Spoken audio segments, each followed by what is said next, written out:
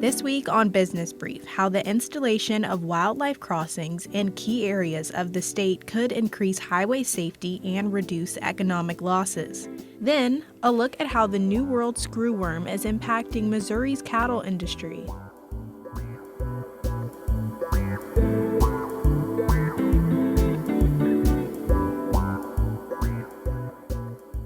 Welcome to the Business Brief, Missouri Business Alert's podcast focused on business news and issues shaping the state. My name is Sam Jackson, and I am joined by my co-host, Trevor Grandin. Trevor, how are you doing this week? I am doing pretty good, but I feel like summer is truly just flying by. True, it feels like we blink and it's over.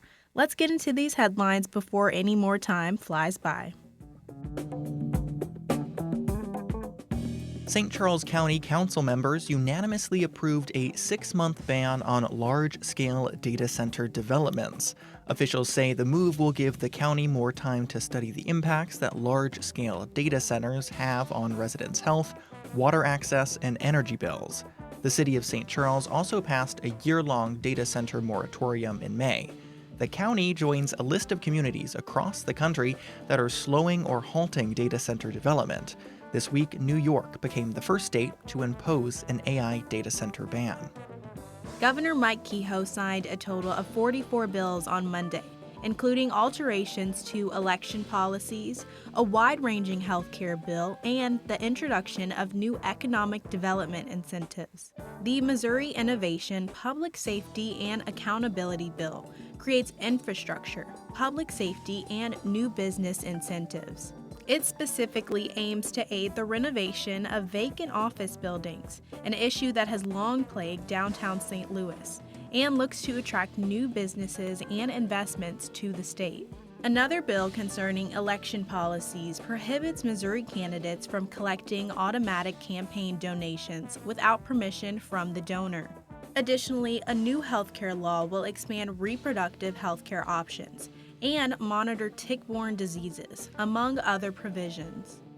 Consumer prices fell in June, marking the biggest one-month drop in more than 6 years. That's according to a Tuesday report from the U.S. Bureau of Labor Statistics. Monthly prices for all items dropped by 0.4%. That's the largest monthly decline since April 2020, when prices fell 0.8% during the COVID-19 pandemic. Falling energy prices, driven largely by a 9.7% monthly drop in gasoline, were the biggest contributor to the decline. Ernie Goss, an economics professor at Creighton University, described the report as good news on its face, but there's still too much inflation in the reading, particularly in volatile items like food and energy. An index of St. Louis publicly traded stocks showed that performance lagged behind the national averages for the broader stock market. This index includes 34 companies either based in the St. Louis metro or with a larger presence in the area. Centene Corp and Advantage Solution were among the top performers in the area, but other firms, including Build-A-Bear Workshop and Charter Communication, experienced losses that dragged down the broader index. Owners of the Country Club Plaza are reigniting a push for tax breaks they say will help revitalize the Kansas City shopping center. The 30-year incentive package applies to a $1.5 billion master plan that would change building height restrictions and rezone more than 23 acres of property. The discussions come nearly 7 months after public outrage delayed a similar vote scheduled by the Port Authority of Kansas City. Opposition mounted around what many perceived was minimal transparency surrounding the tax abatement process. Full cost estimates for the public financing proposals are elusive, but one half of the project could see exemptions close to $95 million. Sam, why did the chicken cross the road? I don't know. Why? Because he had nowhere else to go. And that's the case for a lot of animals in Missouri, especially the 1.7 million deer that call this state home. On average, in Missouri, there are 3,400 accidents and around 4 fatalities every year from wildlife collisions. Wow. If only animals had their own roads and highways. Well, Missouri's Department of Transportation is trying to make that happen, or at least something like that. I chatted with some experts about a new MoDOT study that could change the way we all get around, animal and human. Here's that story. As a researcher of animal movements, influencing human behavior is by far the hardest part of Patricia Kramer's job. I like to say that I work with wildlife because humans are so much more difficult to train. Kramer is the founder of the Wildlife Connectivity Institute, an organization that researches how animals navigate man-made roads and educates the public on the benefits of wildlife crossings. Kramer also partners with departments of transportation across the country to find optimal spots in their states for animal-friendly infrastructure. The answer is a more holistic way of looking at the road and how it works within the landscape that was there before humans came and put a road in. Earlier this year, Kramer and the Missouri Department of Transportation published a first-of-its-kind study for the state. In the past, Missouri's efforts to keep animals off roadways have often been reactive rather than proactive, addressing problems only as they arose. That could soon change. This new research hopes to save millions of dollars and countless lives by bridging the gap between transportation and conservation. Released in February, MoDOT's study collected wildlife crash data from a handful of Missouri agencies, organized them by location, and plotted each crash on a map. Caleb Kinnear is a senior environmental specialist at MoDOT and the project manager for this study. Researchers chunked Missouri's roads into half-mile segments and scored them based on criteria like crash frequency, ecological importance, and feasibility. They basically assigned a point value to each of those criteria and then aggregated those segments together to kind of give the score for that priority segment. And then that's what kind of formed that top 10. What rose to the top were 10 sites that would benefit the most from investment in wildlife crossings. Kinnear said priority was given to already protected land, so investments wouldn't be made obsolete by future development. We wanted to make sure that when those locations were prioritized, that the mitigation, if it was placed, it would not be developed. So those lands around there would be protected in conservation easements or public lands. For many, wildlife-friendly infrastructure conjures visions of expensive projects, like an animal bridge arcing over a busy interstate. But that isn't always the case. Kinnear and his team prioritized using infrastructure that was already there. So the goal is to funnel animals under bridges and through culverts currently in use. For some sites, that emphasis on existing infrastructure creates a benefit-cost ratio that seems astronomical. For example, one stretch of road runs along Pershing State Park in Lynn County. The more than 38,000 feet of fencing, gates, and cattle guards that are suggested would cost about $1.7 million to install and maintain. But it boasts a $13 million benefit over the crossing's 50-year lifespan. The ratio considers money saved from less crashes and more wildlife, along with the cost of installation and maintenance. So if every year you prevented 3 or 5 crashes, add that up over that 50-year service life, and then based on the severity of those crashes that are estimated in those areas, that's where you get that benefit of that mitigation. Identifying wildlife problem spots is one battle, but finding the money for them is another. Enter the Wildlife Crossing Pilot Program, a federal grant program established in 2021 that finances wildlife crossing studies and building projects across the country. Missouri received 2 grants from this program, one to fund the study and another to include wildlife-friendly infrastructure in projects along Interstate 70 and 63. In May, the U.S. House Committee on Transportation and Infrastructure, chaired by Missouri Representative Sam Graves, passed a $580 billion bill for ongoing transportation programs. Included is $80 million a year for the Wildlife Crossing Pilot Program. Andrew Rothman is the director of wildlife campaigns at Environment America, an organization that lobbies for environmental policy. He hopes to see even greater support for the crossing program in the future. Whether it's hunters and animal rights advocates or motorcycle riders and sheriffs, truck drivers and road safety advocates, people care about wildlife, people care about safety. With speed limits rising and interstates widening, it's a dangerous time to be an animal on Missouri roads. But just like people, animals need to move. Many hope that reconnecting nature can make everyone, deer and driver, a little safer.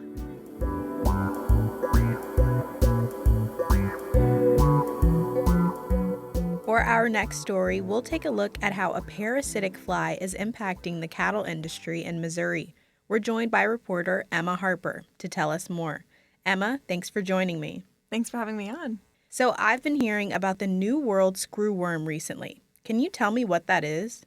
So, the New World Screwworm is a parasitic fly whose larvae screw into the flesh of live animals, which can lead to enlarged wounds, bacterial infections, and even death if left untreated. Seth Meyer, director of the Food and Agricultural Policy Research Institute, said beef cattle may be at a greater risk for New World screwworm infestations because they are open range, which can result in more injuries and less monitoring than livestock kept in enclosed areas. These pests don't affect the safety of our food, though, and even infested animals can re-enter the food supply once they've been properly treated. I think that this becomes a real challenge the challenge is not that you will lose the animal. And it's not that the animal can't be eaten afterwards, because it can. It's a wound, and you clean the wound and you move on. It is a management issue, and the producers, the ranchers have to increase their management of this. We know that the cattle industry is a big deal in Missouri. So how big of a threat is this? Well, the pests haven't reached Missouri yet. As of Thursday, there have been 39 total domestic cases, all in Texas, except for one case found in a dog in New Mexico. However, experts say that livestock are transported much farther distances than they were when the New World Screwworm was most active in the U.S. As the fly mostly spreads to new areas through infested livestock, the Missouri State veterinarian Stephen Struberg said there have been regulations placed on animal movement, especially from areas with screwworm cases. Animals move interstate from all to and from all states on a daily basis. I think there's definitely some level of risk, so that's why detecting it early and getting it treated is very important. I mean, we have some very responsible livestock producers here in Missouri, and we expect them to notify us and help us eliminate it if it does arrive. So why are we seeing these cases now?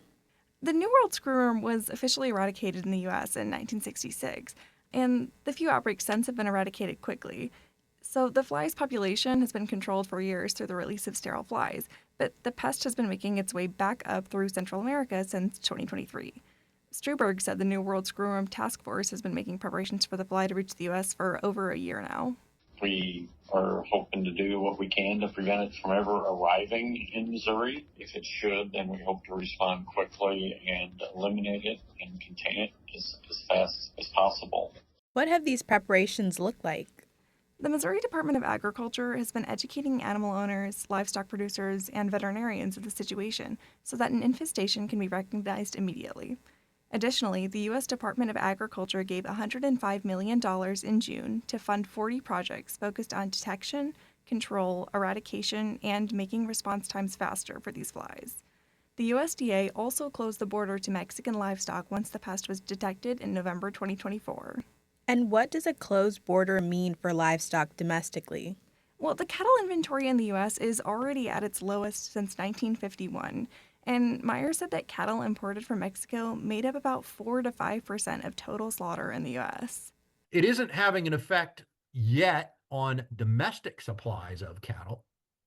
And I suspect that its ultimate impact on domestic supplies of cattle might be modest. But we are short Mexican cattle and we are short domestic cattle already. So none of this is helpful in reducing beef prices.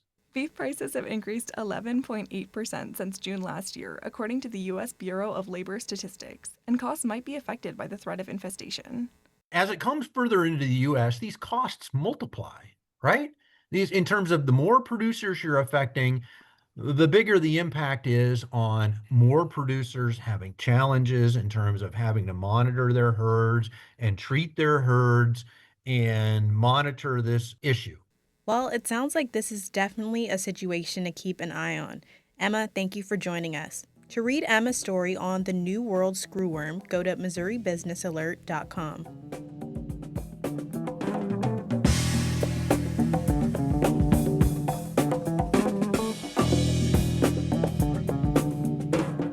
It is now time for us to get into our words of the week. Trevor, what's your word this week? My word is streetcar. I'm guessing this has something to do with Kansas City. And you would be right. The city streetcar set new ridership records in June. a boost largely from World Cup matches and the FIFA Fan Festival. Nearly 700,000 people rode the streetcar last month, and that's about 4 times the ridership from a year ago. Sounds like it was a pretty popular option for soccer fans in the city. And it was. Data shows that ridership was highest on June 27th when Algeria and Austria played at Arrowhead Stadium. On that day, over 48,000 people rode the streetcar. But even though many of the riders were boarding for World Cup-related events, 75% of the month's trips were to and from destinations outside the larger FanFest zone. City officials said this signals that, quote, expanded streetcar alignment is delivering lasting value.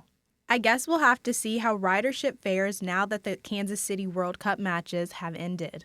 That is all I have got this week. What's your word, Sam? I actually have 2 words. Critical materials. Is this at all related to critical minerals? It is.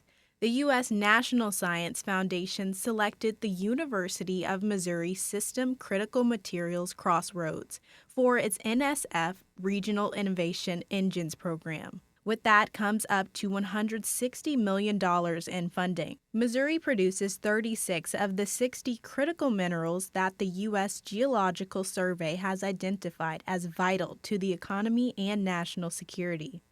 Wait, isn't there already a tech hub in Missouri working with critical minerals? There is.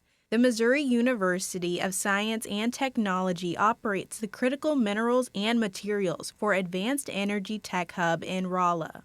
Missouri S&T has been named a core partner in the Critical Materials Crossroads engine in Kansas City. So what does this partnership provide? So the Tech Hub at Missouri S&T will play a big role in the consortium's mineral extraction and concentration research, as well as advanced manufacturing, workforce development, and commercialization. But it isn't the only partner in the initiative. For our closing thought, here's Patricia Kramer from the Wildlife Connectivity Institute talking about what draws deer to certain locations. Deer have candy shops across the landscape in Missouri. If there's somebody planting really good food like corn or alfalfa, that's where they're going to get hit.